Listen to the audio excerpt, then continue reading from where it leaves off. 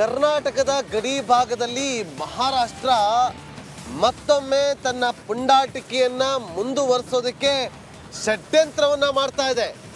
ಯಾರಿಗೂ ಗೊತ್ತಾಗದಂತೆ ಒಂದಷ್ಟು ಷಡ್ಯಂತ್ರವನ್ನ ಮಾಡ್ತಾ ಇದ್ದು ಒಂದಷ್ಟು ದಾಖಲೆಗಳನ್ನ ಕಲೆಕ್ಟ್ ಮಾಡೋದಕ್ಕೆ ಮುಂದಾಗ್ತಾ ಇದೆ. ಅದು ಯಾವ ರೀತಿಯಾಗಿ ಅನ್ನೋದನ್ನ ನಿಮ್ಮ ಮುಂದೆ ಈಗ ಎಳೆ ಎಳೆಯಾಗಿ ಬಿಚ್ಚಿಡ್ತಾ ಹೋಗ್ತೀನಿ. ಪ್ರಮುಖವಾಗಿ ಕರ್ನಾಟಕದ ಗಡಿ ಭಾಗ ಬೆಳಗಾವಿ ಸ್ವತಂತ್ರ ಪೂರ್ವದಲ್ಲಿ ಮಹಾರಾಷ್ಟ್ರಕ್ಕೆ ಸೇರಿತ್ತಂತೇಳಿ ನಿನ್ನೆ ಅಷ್ಟೇ ಸಚಿವೆ ಲಕ್ಷ್ಮಿ ಹೆಬ್ಬಾಳ್ಕರ್ ಅವರು ಸಮ್ಮೇಳನದ ಸಂದರ್ಭದಲ್ಲಿ ಹೇಳಿಕೆಯನ್ನು ಕೊಟ್ಟಿದ್ರು. ಇದರ ಬೆನ್ನಲ್ಲೇ ನಮಗೆ ಮತ್ತೊಂದು ಮಾಹಿತಿ ಕೂಡ ಲಭ್ಯವಾಗಿದೆ. ಆರೋಗ್ಯ ವಿಮೆ ಹೆಸರಲ್ಲಿ ಮಹಾರಾಷ್ಟ್ರ ಷಡ್ಯಂತ್ರವನ್ನ ಮಾಡ್ತಾ ಇದೆ.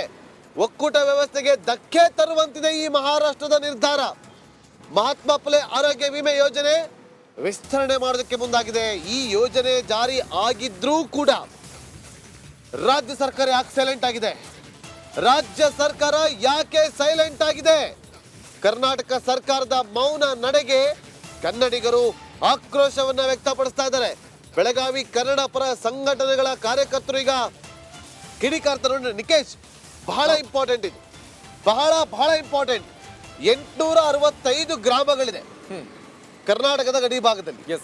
ಮಹಾರಾಷ್ಟ್ರದವ್ರು ಏನ್ ಮಾಡ್ತಾ ಇದಾರೆ ಅಂತಂದ್ರೆ, ಈ ಒಂದು ವಿಮೆ ವಿಸ್ತರಣೆ ಮಾಡ್ತೀವಿ ಅಂತ ಹೇಳಿ, ಆ ಒಂದು ವಿಮೆ ವಿಸ್ತರಣೆ ಮಾಡಬೇಕು ಅಂತಂದ್ರೆ ನೀವು ಒಂದು ಸರ್ಟಿಫಿಕೇಟ್ ತರಬೇಕು. ಎಲ್ಲಿಂದ?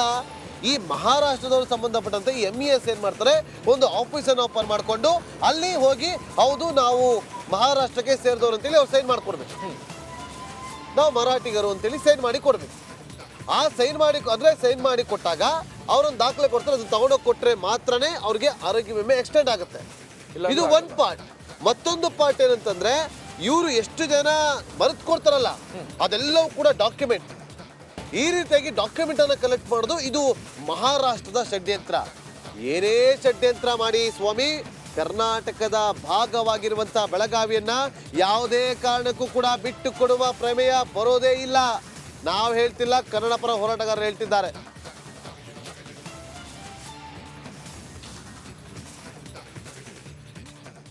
ನಮ್ಮ ಬೆಳಗಾವಿ ರಿಪೋರ್ಟರ್ ಆಗಿರುವಂತಹ ಮೈಲಾರಿ ಲೈವ್ ನಲ್ಲಿ ಜಾಯ್ನ್ ಆಗಿದ್ದಾರೆ. ಬೆಳಗಾವಿ ರಿಪೋರ್ಟರ್, ನೋಡಿ ಮಹಾರಾಷ್ಟ್ರದ ಷಡ್ಯಂತ್ರ ಯಾವ ರೀತಿಯಾಗಿದೆ ಅಂತೇಳಿ ನಿನ್ನೆ ಅಷ್ಟೇ ಸಚಿವೆ ಲಕ್ಷ್ಮಿ ಹೆಬ್ಬಾಳ್ಕರ್ ಅವರು ಒಂದು ಹೇಳಿಕೆಯನ್ನು ಕೊಟ್ಟರು.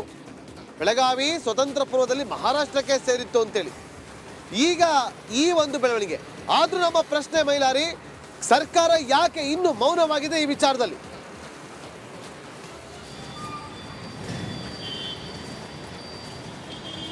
ಖಂಡಿತ ನಾಗೇಂದ್ರ ಬಾಬು, ಈ ಒಂದು ಗಡಿ ವಿಚಾರದಲ್ಲಿ ರಾಜ್ಯ ಸರ್ಕಾರ ಯಾವ ಸರ್ಕಾರ ಇದ್ರೂ ಕೂಡ ಪದೇ ಏನು ನಿರ್ಲಕ್ಷ್ಯವನ್ನು ತೋರ್ತವೆ. ಹೀಗಾಗಿ ಮಹಾರಾಷ್ಟ್ರ ಸಾಕಷ್ಟು ಕುತಂತ್ರವನ್ನು ಮಾಡ್ತಿದೆ. ಇದೀಗ ಏನು ತನ್ನ ಸರ್ಕಾರದ ಮಹತ್ವಾಕಾಂಕ್ಷಿ ಯೋಜನೆ ಜನಾರೋಗ್ಯ ವಿಮೆಯನ್ನು ಕರ್ನಾಟಕದಲ್ಲಿ ವಿಸ್ತರಣೆ ಮಾಡಿದೆ. ಅದರಲ್ಲಿ ಪ್ರಮುಖವಾಗಿ ಐದು ನೋಂದಣಿ ಕೇಂದ್ರಗಳನ್ನು ಈಗಾಗಲೇ ಬೆಳಗಾವಿ ಮಹಾನಗರದಲ್ಲಿ ತೆರೆದರೂ ಕೂಡ ಸರ್ಕಾರ ಮಾತ್ರ ಸೈಲೆಂಟ್ ಆಗಿರುವಂಥದ್ದು. ಜೊತೆಗೆ ಬೆಳಗಾವಿಯಲ್ಲಿ ಇರುವಂಥ ಪ್ರಮುಖ ಎಲ್ಲ ರಾಜಕಾರಣಿಗಳು ಈ ಬಗ್ಗೆ ಏನು ಮರಾಠಿ ಓಟಿನ ಓಲೈಕೆಗಾಗಿ ಯಾರು ಕೂಡ ಧ್ವನಿಯನ್ನು ಎತ್ತಿಲ್ಲ. ಹೀಗಾಗಿ ಸಾಕಷ್ಟು ನಿರ್ಲಕ್ಷ್ಯಕ್ಕೆ ಬೆಳಗಾವಿ ಒಳಗಾಗ್ತಿದೆ. ಪ್ರಮುಖವಾಗಿ ಈ ಜನಾರೋಗ್ಯ ಏನು ವಿಮೆ ಯೋಜನೆಯನ್ನು ಏನು ಮಹಾರಾಷ್ಟ್ರ ಸರ್ಕಾರ ತೆಗೆದುಕೊಂಡು ಬರ್ತಾ ಇದೆ, ಆ ಯೋಜನೆಯನ್ನು ಅನುಷ್ಠಾನವನ್ನು ಮಾಡುವ ಮೂಲಕ ಅದರ ಹೆಸರಿನಲ್ಲಿ ಏನು ದಾಖಲೆ ಸಂಗ್ರಹಕ್ಕೆ ಅನುಷ್ಠಾನಕ್ಕೆ ಮುಂದಾಗಿರುವಂಥದ್ದು. ಪ್ರಮುಖವಾಗಿ ಬೆಳಗಾವಿ ಸೇರಿದಂತೆ ಯೋಜನೆ ಮೈಲಾರಿ, ಈ ಯೋಜನೆ ಏನು?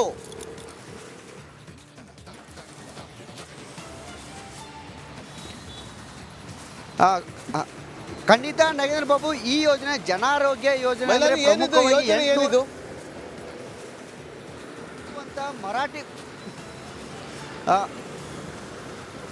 ನಾಗೇಂದ್ರ ಬಾಬು ಯೋಜನೆ ಅಂದರೆ ಜನಾರೋಗ್ಯ ಯೋಜನೆ ಅಂತ ಏನು ಮಹಾರಾಷ್ಟ್ರ ಸರ್ಕಾರ ಈ ಯೋಜನೆ ಜಾರಿಗೆ ತಂದಿದೆ. ಪ್ರಮುಖವಾಗಿ 5 ಲಕ್ಷದವರೆಗೆ ಏನು ವಿಮೆಯನ್ನು ಇಲ್ಲಿ ಮರಾಠಿ ಭಾಷಿಕರಿಗೆ ಕೊಡುವ ಒಂದು ಯೋಜನೆ ಇದಾಗಿರುವಂಥದ್ದು. ಕಳೆದ ಏನು ವರ್ಷ ಅಷ್ಟೇ ಮಹಾರಾಷ್ಟ್ರ CM ಏಕನಾಥ್ ಶಿಂದೆ ಅವರು ಈ ಯೋಜನೆಯನ್ನು ಘೋಷಣೆ ಮಾಡಿದರು. ಆ ಯೋಜನೆ ಲಾಭ ಪಡಿಬೇಕಾದ್ರೆ ಮಹಾರಾಷ್ಟ್ರದಲ್ಲಿ ಬೆಳಗಾವಿಯಲ್ಲಿರುವಂಥ ಕರ್ನಾಟಕದಲ್ಲಿ ಇರುವಂಥ ಮರಾಠಿಗರು ಪ್ರಮುಖವಾಗಿ MESನ ಶಿಫಾರಸು ಪತ್ರ ಪತ್ರವನ್ನು ಕಡ್ಡಾಯವಾಗಿ ಕೊಡಬೇಕು. ಆ ಶಿಫಾರಸು ಪತ್ರದಲ್ಲಿ ನಾನು ಮರಾಠಿ ಭಾಷಿಕ ಅಂತ ನಮೂದು ಮಾಡಬೇಕು. ಜೊತೆಗೆ ಅದೇ ಒಂದು ಶಿಫಾರಸು ಪತ್ರವನ್ನು ಮಹಾ ಗೌರ್ಮೆಂಟ್ಗೆ ಇಲ್ಲಿನ MAS ಕಚೇರಿ ಏನು ರವಾನೆ ಮಾಡುತ್ತೆ. ಹೀಗಾಗಿ ಅದೇ ಒಂದು ಪತ್ರದಿಂದ ಈ ಯೋಜನೆ ಲಾಭವನ್ನು ಪಡೆಯುತ್ತೆ ಮತ್ತು ಈ ಯೋಜನೆ ಲಾಭ ಪಡೆಯುವಂಥ ವಿಮೆ ಯೋಜನೆ ಇದೆ. ವಿಮೆ ಯೋಜನೆ ಮೂಲಕ ಸುಪ್ರೀಂ ಕೋರ್ಟ್ಗೆ ಇನ್ನೂ ಕೂಡ ಗಡಿ ವಿವಾದ ಪ್ರಕರಣ ಬಾಕಿ ಇದೆ. ಆ ಗಡಿ ವಿವಾದ ಪ್ರಕರಣ ಬಾಕಿ ಇರುವಾಗಲೇ ತಮ್ಮ ದಾಖಲೆ ಸಂಗ್ರಹಕ್ಕೆ ಮಹಾರಾಷ್ಟ್ರ ಸರ್ಕಾರ ಮುಂದಾಗಿರುವಂಥದ್ದು.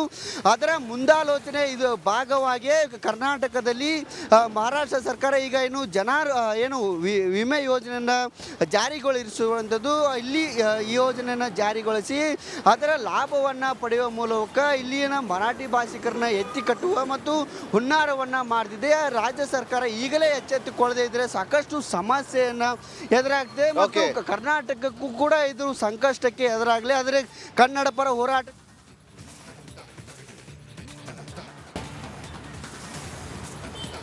ಓಕೆ, ಥ್ಯಾಂಕ್ ಯು ಮೈಲಾರಿ ನಿಮ್ಮೆಲ್ಲ ಮಾಹಿತಿಗಾಗಿ.